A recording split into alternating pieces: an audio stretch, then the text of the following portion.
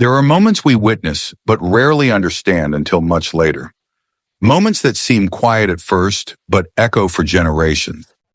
Sometimes change doesn't arrive with fireworks, but with a whisper that silences the noise. This is the story of a debate that wasn't really a debate. It was a reckoning. One where the man who was supposed to defend himself ended up defending something much greater. And the woman who had long been seen as invincible came face to face with truths she never expected to confront. What unfolded that night reshaped public trust, not through spectacle or scandal, but through something far rarer, sincerity. Before we begin, if you believe in stories that shine a light on truth, redemption, and what leadership should mean, please consider subscribing. We're on a mission to reach our first 1,000 subscribers. Your support means more than you know. Thank you for being part of this journey. Now let me take you to where it all began. It was one of those nights where the air itself seemed to hum, not with noise, but with anticipation. The studio lights were already too bright, the seats filled with people trying to mask their restlessness. Millions were tuning in from living rooms, hospital break rooms, firehouses, and back porches across the country. Nobody knew what they were truly waiting for, but everyone felt it. Something was coming. Vice President JD Vance stood at his podium, eyes focused, breath even, hands folded in front of him like someone waiting for the storm to pass, or perhaps to walk straight into it. Across from him stood Senator Elizabeth Warren, armed not just with notes and numbers, but with years of frustration sharpened into rhetorical blades. The opening statements passed as expected, polite jabs, practiced nods. But within minutes, the temperature changed. Warren went first, and when she spoke, it was with fire. This administration, she began, her voice crisp and cutting, has become a storefront window for the worst legacy this country could have inherited. And you, Mr. Vice President, are the man hired to dress the window. Polished, polite, but hollow. There was no need to cue the gasps. They came naturally. The moderator looked uncomfortable, maybe even concerned, but Warren wasn't finished. You smile while standing beside a man who built empires from steel and left communities in rust. You promise hope, yet serve those who profit from despair. You are not a leader, you are a billboard. And still, Vance didn't flinch. He didn't interrupt. He didn't smirk. He didn't blink.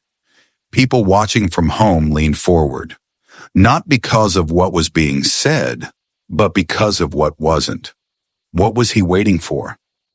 The moment came in a silence that Warren didn't prepare for. She finished, voice rising in tone but faltering in rhythm.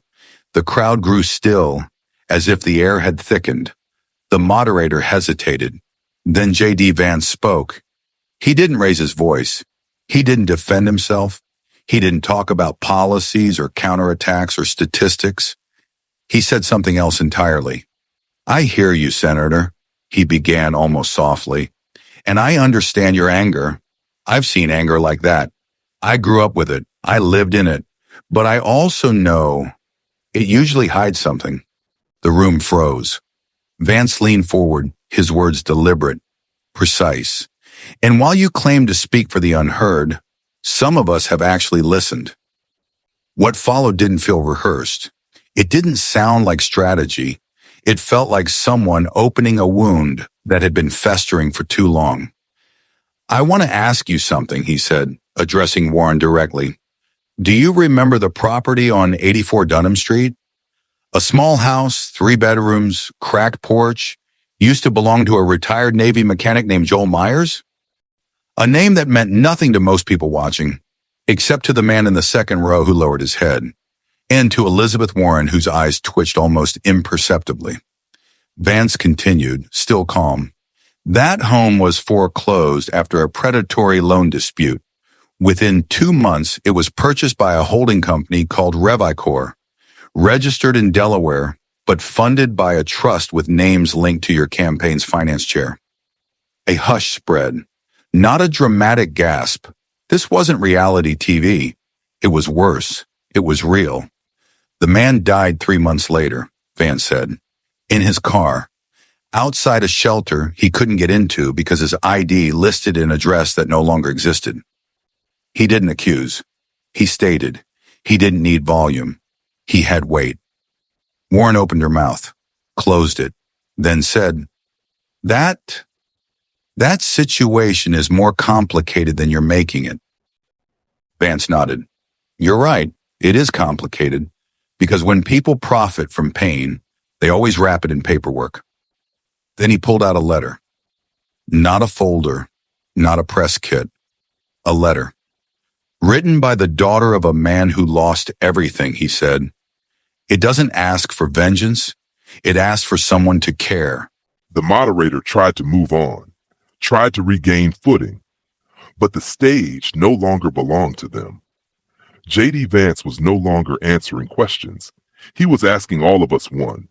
Are we still capable of recognizing truth when it doesn't come screaming, but speaking gently? The cameras were rolling, but it wasn't about footage. It was about a nation catching its breath and realizing how long it had been holding it.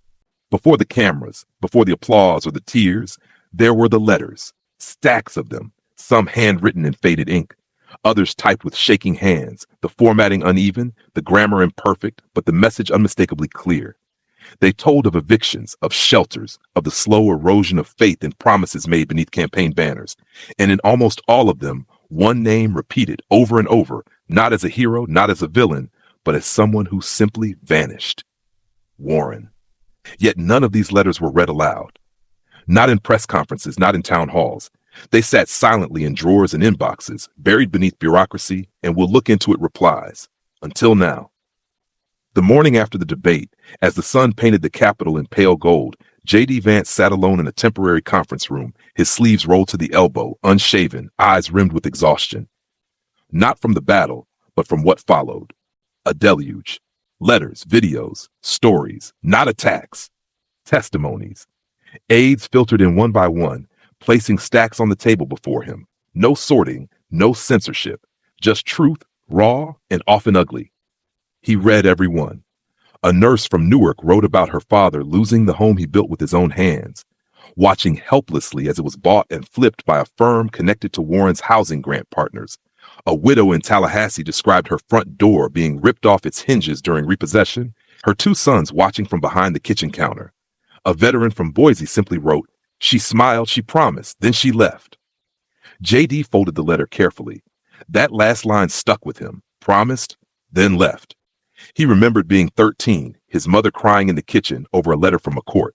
The house they rented had been sold. No warning, no apology, just a date to leave by. That memory wasn't political. It was cellular. And now, as vice president, he held the power to speak not from a podium, but from understanding. By noon, the debate had already gone viral. But what America responded to wasn't JD's takedown of Senator Warren. It wasn't the letter or the documents or even the truth. It was the restraint. He hadn't gloated. He hadn't weaponized emotion. He had done something far more radical. He listened, and then he spoke when it mattered. Backstage, Senator Warren stared at her phone. The notifications came in waves. Headlines blared her name, but not as champion. As question mark. Had she known? Had she benefited? Had she looked away? Her aides tried damage control, but it was like trying to glue leaves back onto trees. The season had changed, and there was no stopping autumn. In private, Warren said little. She read the articles, she watched the clips, and she saw it in the eyes of her staff. A shift, not betrayal, but distance. She'd been the storm once. Now, she was a silence trying to fill itself with explanations. Meanwhile, JD Vance flew to Baltimore, unannounced. He arrived not with fanfare, but with a file of handwritten notes, locations mentioned in letters, names whispered by volunteers. At a crumbling school in East Baltimore, he stood on cracked pavement, speaking to a dozen parents. Not cameras. One woman, Rosa, held a photo. Her apartment had been purchased through a third-party fund tied to federal renewal grants Warren once co-sponsored. Rosa lost it a month before her son was born. They told me it was for revitalization, she said, but I never saw any new life, just new locks. JD sat beside her, hands clasped. That wasn't your fault, she added. But last night, you made them hear me. Finally. No applause followed, just nods, quiet tears.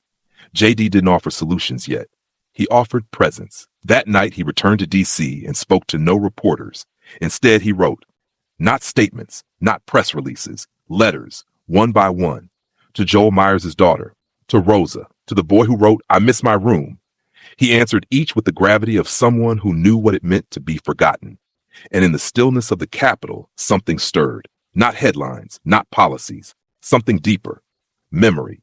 People began to remember the leaders they had wanted, not the ones they were given. Back at Senator Warren's office, a different kind of meeting took place. Her longtime chief of staff, Miriam, closed the door. We're losing counties. I know, Warren said, but we're not just losing votes. We're losing belief. That hurt more, because she remembered believing too, before the committees, before the fame, before the distance. She reached for a folder. Inside were property records JD had exposed. She didn't argue their legitimacy. She didn't spin. She stared. For the first time in years, she asked the question leaders so rarely do. What if I failed them? No one answered, because they didn't need to. The answer had already arrived, not in shouting, but in silence. America was watching. And this time it wasn't for entertainment. It was for acknowledgement. It wasn't the headlines that broke her. It wasn't even the documents. It was the silence. Elizabeth Warren sat in her office that morning, surrounded by talking points that now read like fragments from a story no longer believable. They were supposed to be her armor. Instead, they scattered like feathers, weightless and out of place. She replayed the moment JD Vance held up that letter, his voice steady, his eyes calm. There was no hatred in him, no accusation smeared with ambition, just something more dangerous to the powerful, truth delivered without malice. It shook her.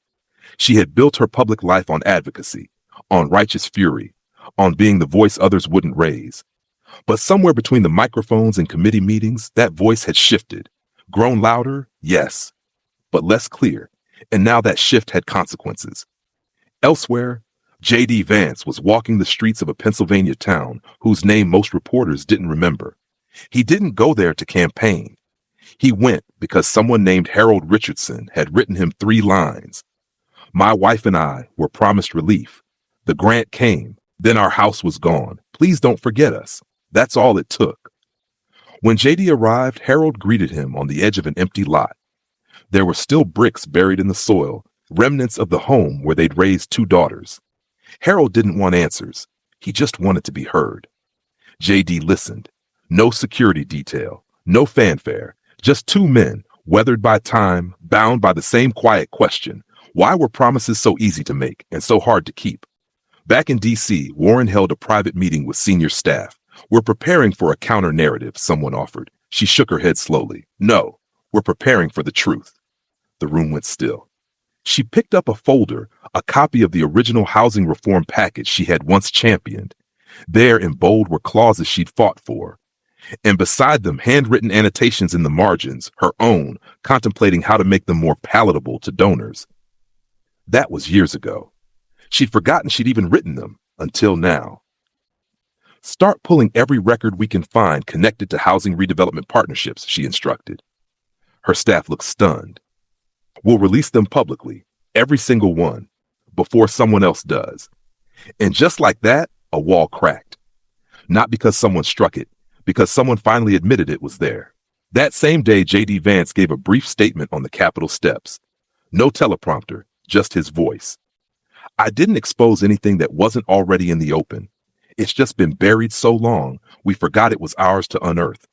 This isn't about attacking anyone. It's about answering to the people who trusted us, who still trust us, even when we fail them.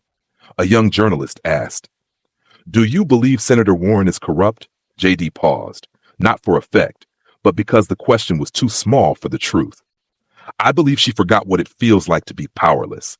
That's not corruption. That's heartbreak. Those words would be printed on front pages, not because they were fiery, but because they were rare. A political opponent showing grace. Inside a small Massachusetts classroom, a teacher named Mr. Ellison printed out the quote and pinned it to the bulletin board. Underneath, one of his 3rd graders had drawn a picture. It showed 2 people shaking hands over a broken house with a growing tree inside it. The caption read, Make things grow again. That night, Warren sat on her porch alone. Her husband brought her tea. She didn't drink it. They believed in me, she whispered. They still can, he said. She turned toward the stars, distant and unmoved. And for the first time in years, she didn't feel like fighting. She felt like rebuilding.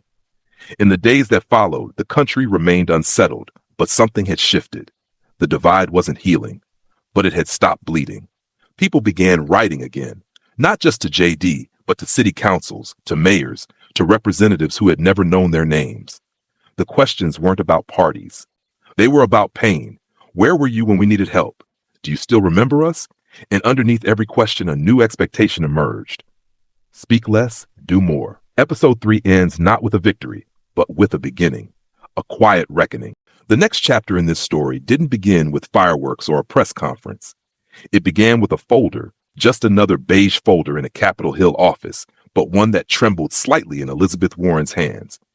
She sat alone when she opened it, at a table once used by legislators who drafted civil rights amendments. The room still smelled of old varnish and time. Outside, traffic pulsed. Inside, it was only her and the paper. Inside the folder were records, not accusations, not narratives, but raw truth. Pages listing addresses, signatures, transaction logs, and legal loopholes. They read like math, but behind every number was a family, and Warren knew it.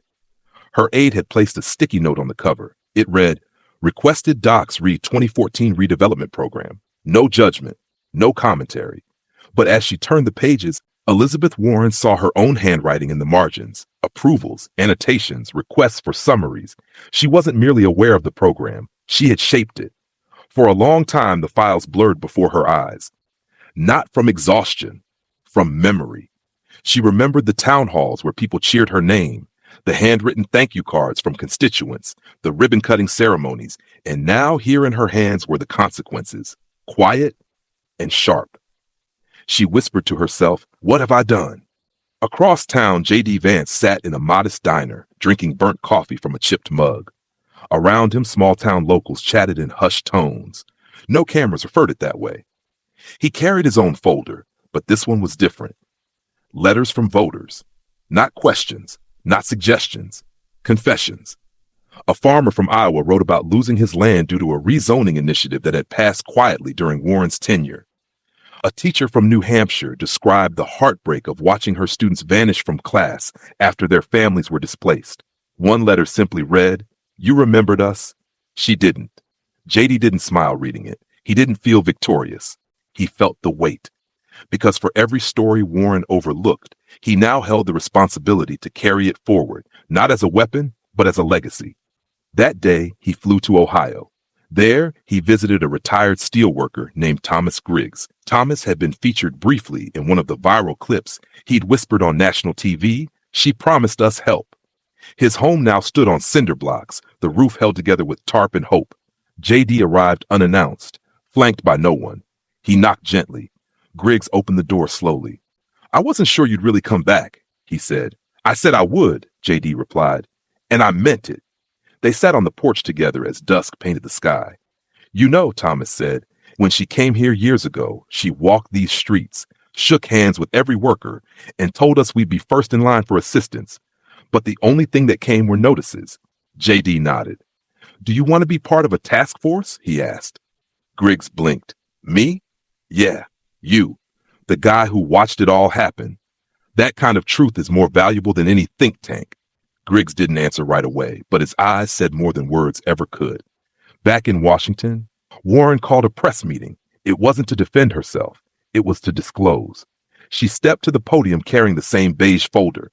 Cameras clicked, flashbulbs lit up, but her expression didn't change.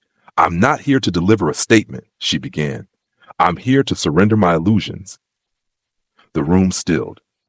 In the past decade, redevelopment initiatives tied to my office have resulted in at least 312 foreclosures. Many of those homes were later acquired by entities with indirect ties to my campaign or affiliated donors. No gasps, just stunned quiet. It doesn't matter whether I signed every document. It happened under my name. That alone demands accountability. Then she held up the folder. "This will be submitted to the Department of Housing and Urban Development. I've also authorized an independent ethics audit of my entire office's history with real estate legislation. One reporter raised a hand. Why now? Warren paused. Because JD Vance reminded me what I once stood for, and because a little girl named Lily believed in me, and I let her down. A few hours later, that clip went viral, not because of the apology, but because of the silence that followed it. True accountability doesn't echo, it lands. Meanwhile, JD Vance visited a church basement in Detroit. It doubled as a food pantry and a counseling center for displaced families. He didn't make a speech, he stacked boxes. One woman approached him, tears in her eyes. I wrote you about our home, she said. We lost it during the East River redevelopment. I remember, JD said. Your letter was the first I read. She reached into her purse, pulled out a small envelope. My daughter wrote you something. He opened it gently. Inside, a child's handwriting spelled out, "Thank you for seeing us." He folded it carefully, placed it in his jacket pocket. Not for show, for safekeeping. That night, JD returned to his hotel. Alone. He sat at the desk and began writing. Not legislation, letters. One to Lily, one to Thomas, one to the woman from Detroit. He ended each with the same sentence. I don't carry your pain as a politician. I carry it as someone who's lived it.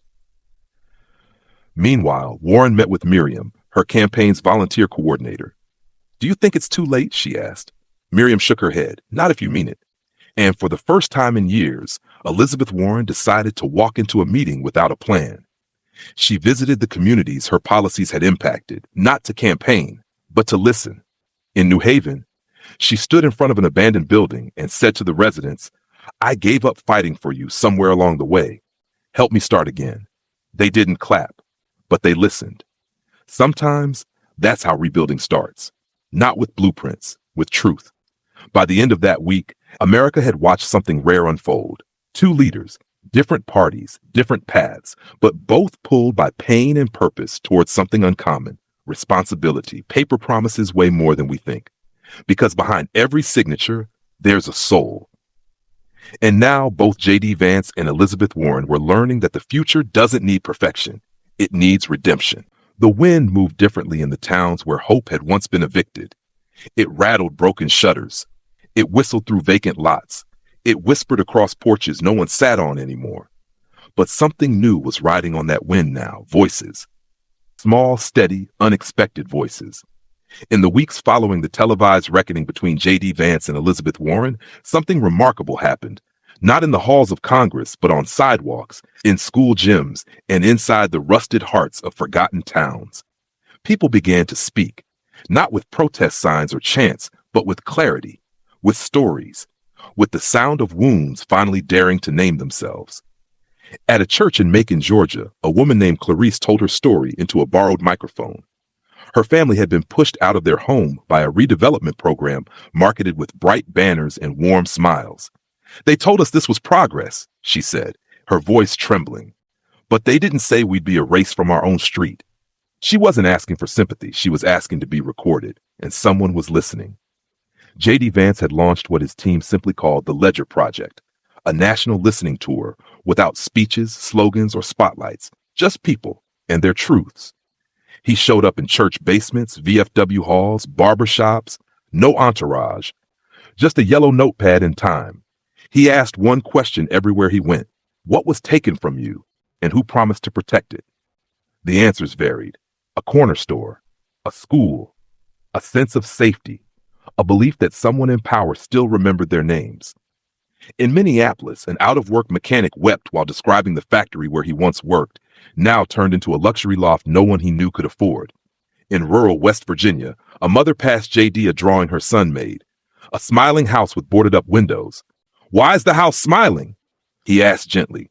Because he dreams it still remembers us, she whispered. These weren't policy concerns. These were soul scars. Meanwhile, Elizabeth Warren began her own quiet redemption. She declined major interviews. Instead, she wrote, not op-eds, letters, to every person whose foreclosure had touched her office, to every volunteer who once walked precincts for her and now questioned why, to herself. One letter began, I once thought loudness equaled justice. Now I understand silence is often the place where injustice hides. Her words spread slowly, hands shared, whispered through communities, read aloud at gatherings of people trying to trust again. In Detroit, JD and Warren crossed paths for the first time since the debate. It wasn't televised. It was in a high school library during a roundtable discussion on housing reform.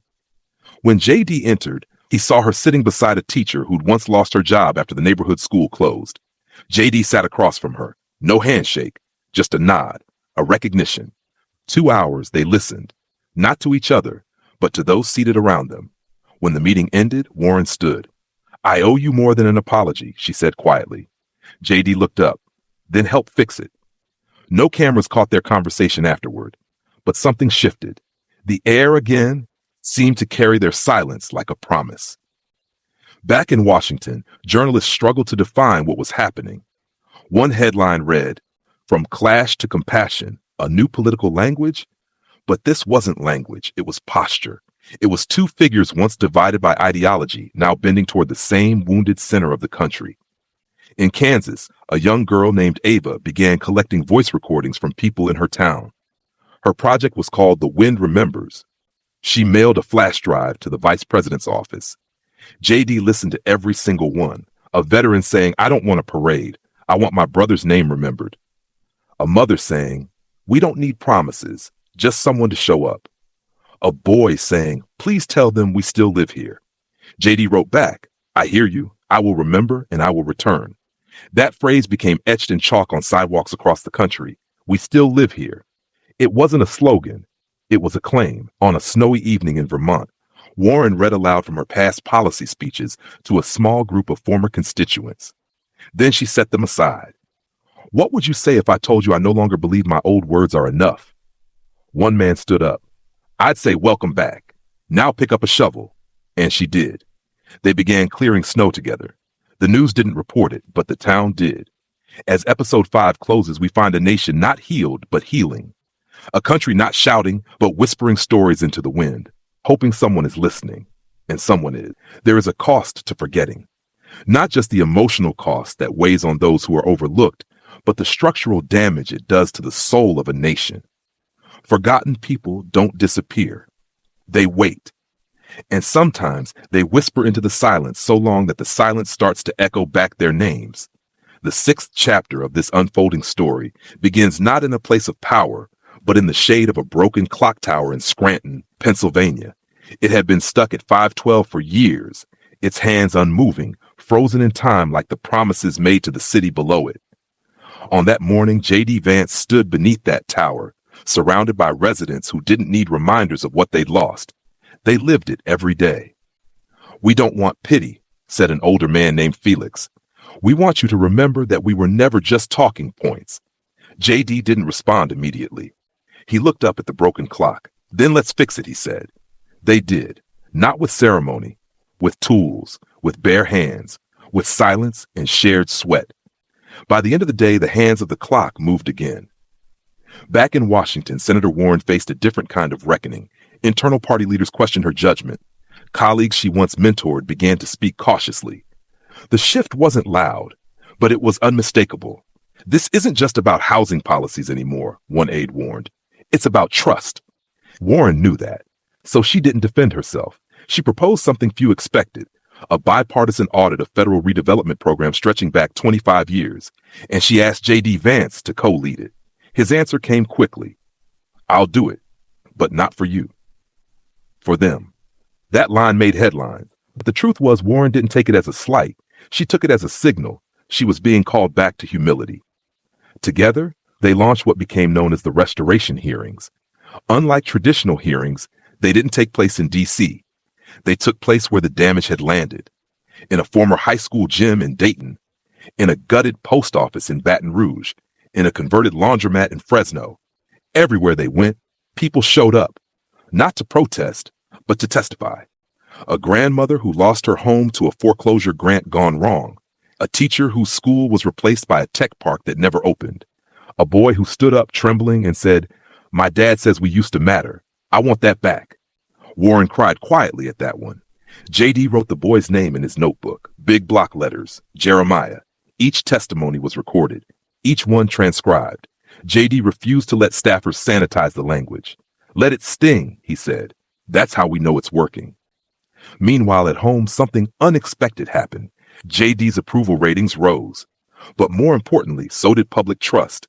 Not just in him, but in the process. For the first time in years, Americans across party lines began asking, what if honesty, not anger, was the way forward? At a coffee shop in Denver, a young barista taped a quote to the register. Tell me your truth, and I'll believe it even if it hurts.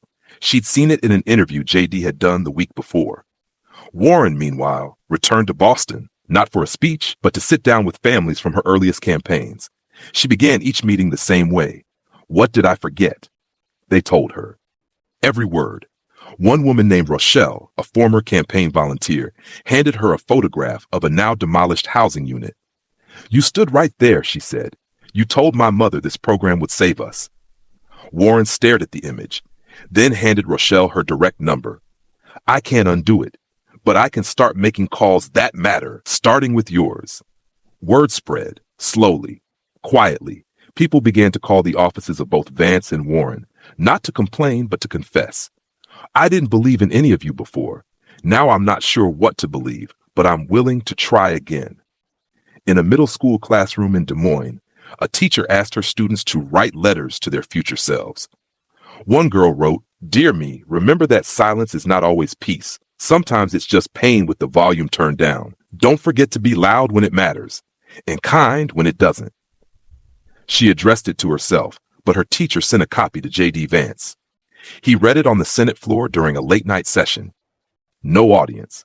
Just his voice and the echo of a chamber that had once gone deaf to anything that wasn't partisan noise. The cost of forgetting is generational, but so is the reward of remembering. As episode 6 ends, both leaders prepare for a joint town hall in Milwaukee, not for votes, for reconciliation, not to win, but to hear. Not all redemption stories come from Capitol Hill. Some are born in places left off most maps. This one began in a town called Millstone, buried deep in the Appalachian fold of Kentucky. Once a coal town, then a ghost town, then a cautionary tale. For years, Millstone had more boarded windows than open ones. The grocery store closed in 2008. The school shut its doors the year after.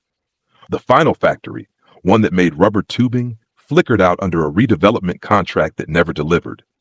Millstone wasn't just forgotten. It had been promised, abandoned, and then left to rot beneath layers of good intentions and bad follow-through. But then something unexpected happened. The town decided to stop waiting. It began quietly. A group of former high school students, now adults with gray creeping into their hair, reclaimed the school building, not to reopen it as a school, but as a resource hub. They found old desks in the janitor's garage, dusty filing cabinets behind the stage curtain. They cleaned, painted, rewired.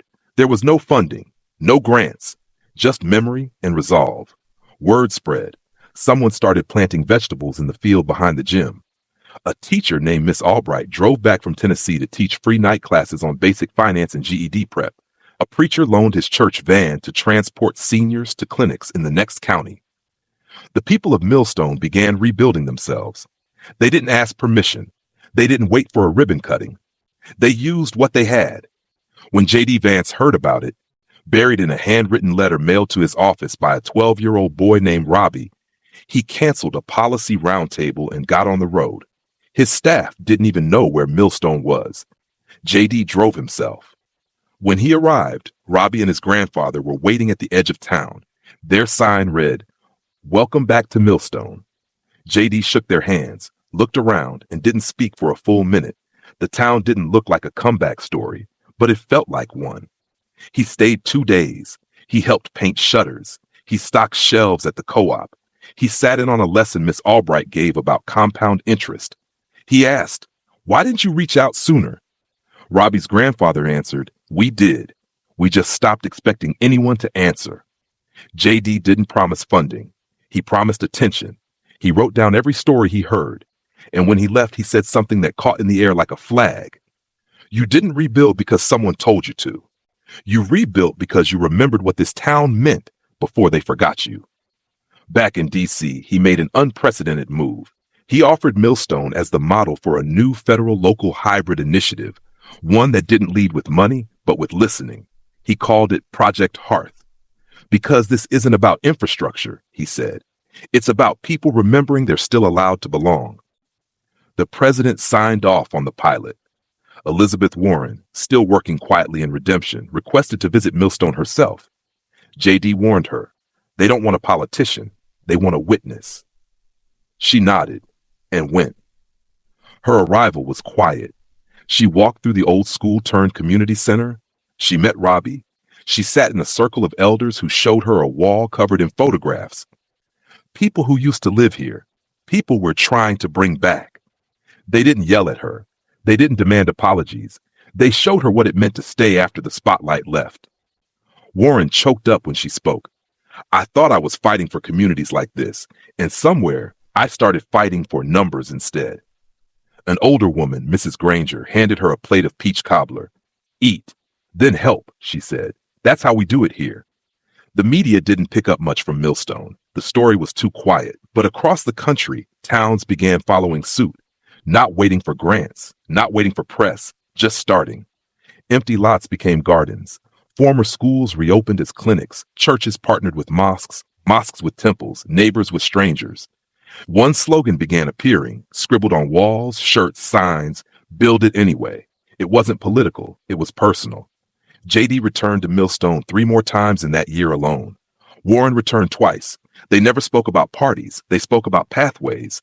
The people of Millstone drafted their own community charter, a blueprint of principles, not policies. Show up, stay long enough to matter, leave with less ego than you came with, build it anyway. JD framed it in his office.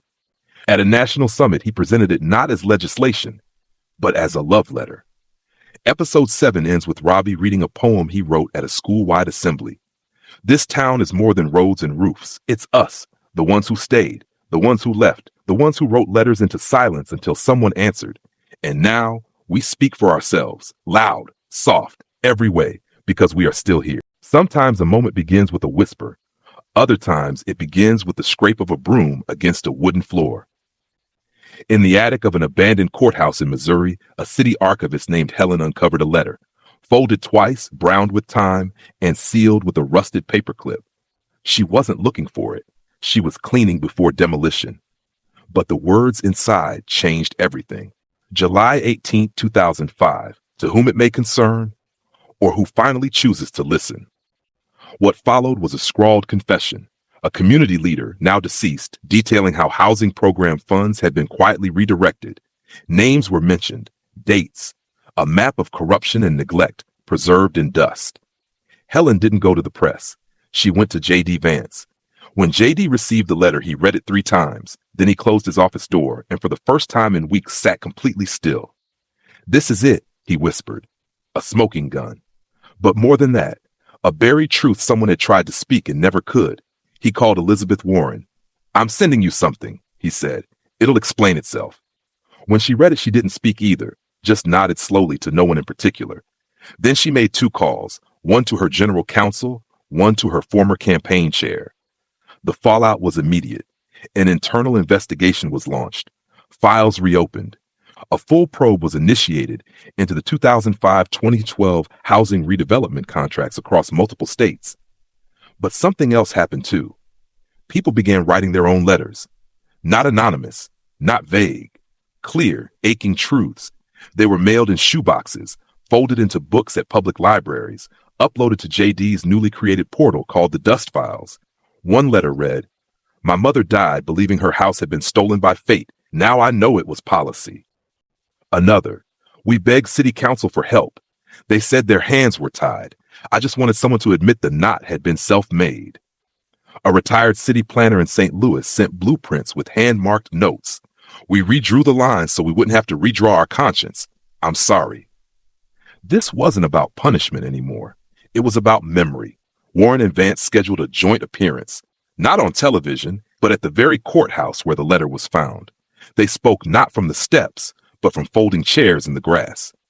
"Buried truths don't stay buried forever," JD said. "They wait, and then they demand breath." Warren added, "If a system forgets people long enough, it starts forgetting itself. What we rebuild now must begin in places like this, with the courage to uncover." They unveiled a new initiative, the Letter Project. Every region in the country would receive a mobile archival unit.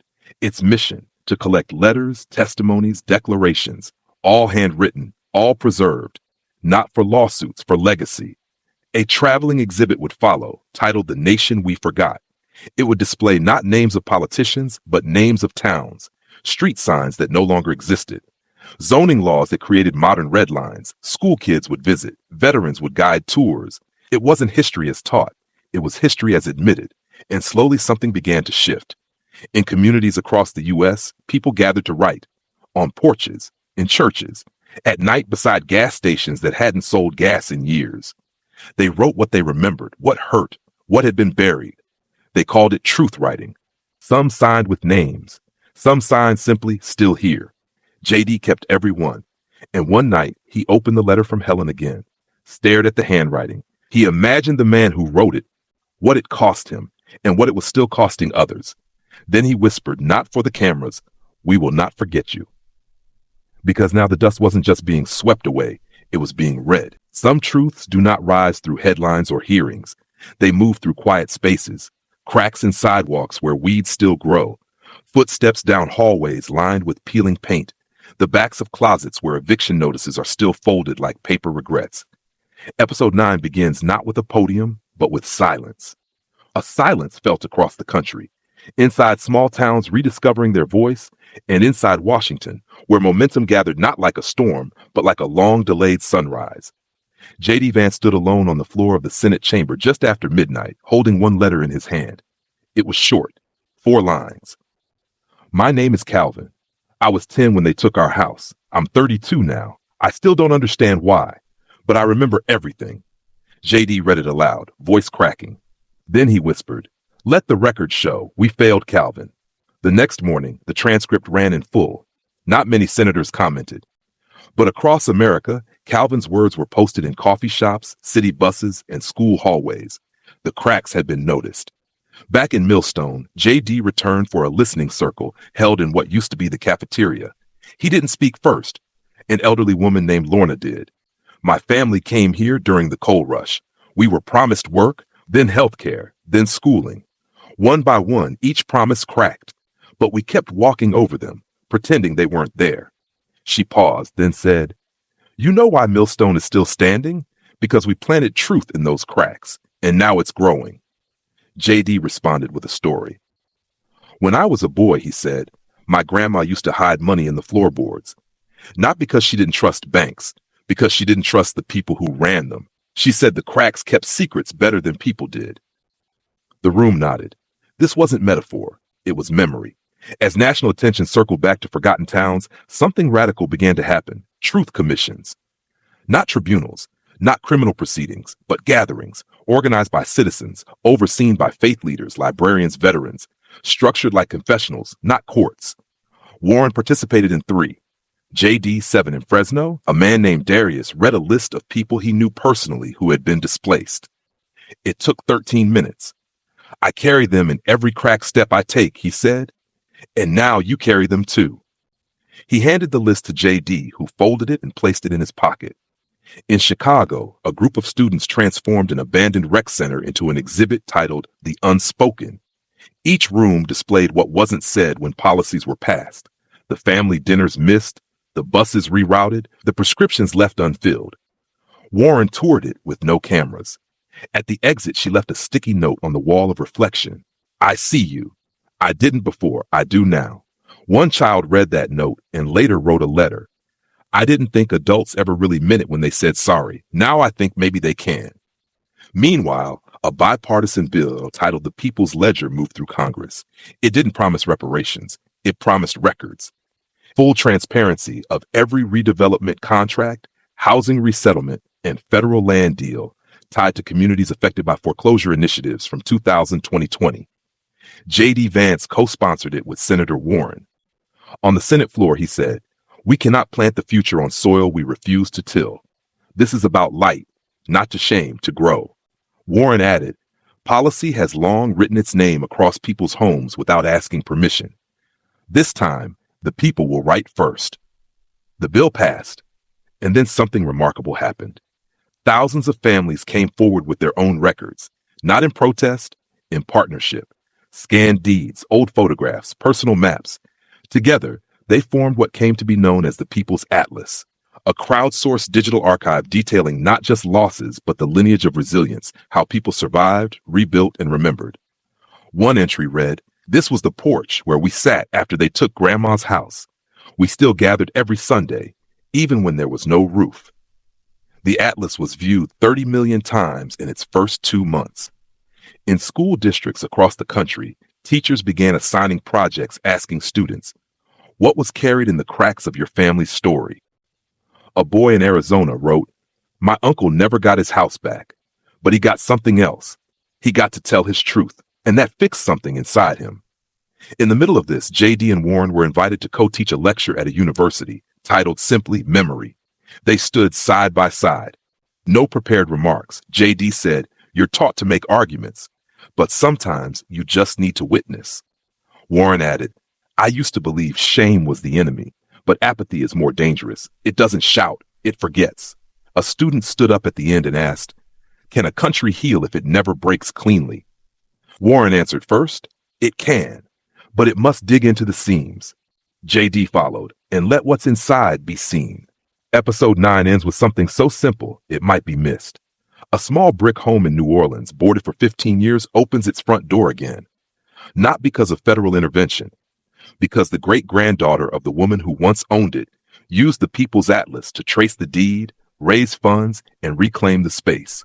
A local newspaper covers the story. She names the house Gratitude. A neighbor plants flowers in the cracks of the walkway. Because now the cracks are not just where things broke, they are where healing began. It didn't begin with blueprints. It began with a letter. Not the kind carried by official envelopes or typed on crisp letterhead, but the kind written on lined paper, words crooked, ink smudged, folded 4 times, and passed hand to hand, town to town. "My mother's house had laughter in every room. Then one day, she received a notice and a promise. The notice took her house. The promise never arrived." That sentence became the cornerstone for what would come next. In the final chapter of this long reckoning, JD Vance and Elizabeth Warren returned to the country not as rivals or even redeemers, but as architects. Not of new systems, of spaces, places where stories could live. It started with an idea, one home, one piece of land returned, restored, and rebuilt not by bureaucracy, but by every letter that had passed through their hands over the past year. They called it the house that letters built, a physical space, not a museum, a home, a place where one family displaced years ago would return, not in secret, in ceremony. But it wouldn't be funded by the federal government. It would be built by the people who had sent letters, spoken truths, made art, wrote poems, sent maps, signed petitions. Every brick would bear a word, every tile etched with a line from a real story. The location, Birmingham, Alabama. Why there? Because a woman named Odeline, 83 years old, had written the first letter that sparked the hearings. Her home had been taken in 2007. She never stopped writing. JD flew to Birmingham to meet her. Warren came too. They sat at her kitchen table in the assisted living facility. "I never thought I'd see either of you in my city," she said. "You built this," JD replied. Her eyes welled up. Together, they broke ground. A coalition formed. Carpenters from Millstone, architects from Detroit, muralists from Fresno, and high school students from Des Moines who had created the traveling art installation of testimonies. Each would contribute. The foundation was poured with soil mixed from letters mailed in every state. Literally. A team dried shredded letters, preserved them in resin aggregate, and blended them into the concrete base. When asked why, JD said, "Because this house will not rise on policy. It will rise on memory." As the walls went up, people came. Not just volunteers, witnesses. One woman brought the deed to her great-grandfather's farm, lost during a land swap in the 80s. She placed it inside the wall. A child brought a drawing labeled, "The house my grandpa died thinking he'd get back." They framed it in the kitchen. Warren worked on the tiling with a family displaced from Boston, ironically from a property tied to her own campaign scandal. "I can't undo the harm," she told them, "but I can lay this tile beside you." They nodded. Forgiveness wasn't given easily, but it was offered piece by piece. The final room to be built was called the Archive, a small library with no bestsellers, just letters. Everyone cataloged, protected, and bound by region. Children would be allowed to visit, read aloud, write their own. Not about government, about home. The grand opening took place exactly 1 year after JD Vance had first stood silently during that debate. There were no headlines that morning, just a crowd of neighbors. JD and Warren stood side by side. They read from a letter chosen randomly by a volunteer. We didn't ask for someone to rescue us. We asked for someone to stop pretending we weren't drowning. A moment of silence, then applause, not for politics, for presence. Odeline cut the ribbon. She didn't give a speech. She said, "I'm home." That night, lights glowed through the windows of the house that letters built. A boy read on the porch. A father cooked for his daughters. And in the archive room, a guest book sat open. On the first line, JD Vance wrote, "We built this because truth belongs somewhere permanent." Warren signed below. And because stories can be shelter, people added their names, their towns, their memories. Because America didn't just want justice. It wanted to remember what it was like to belong. And in that house, in every tile and beam and brick etched with pain, something permanent stood, a truth too long delayed, and a nation quietly beginning again.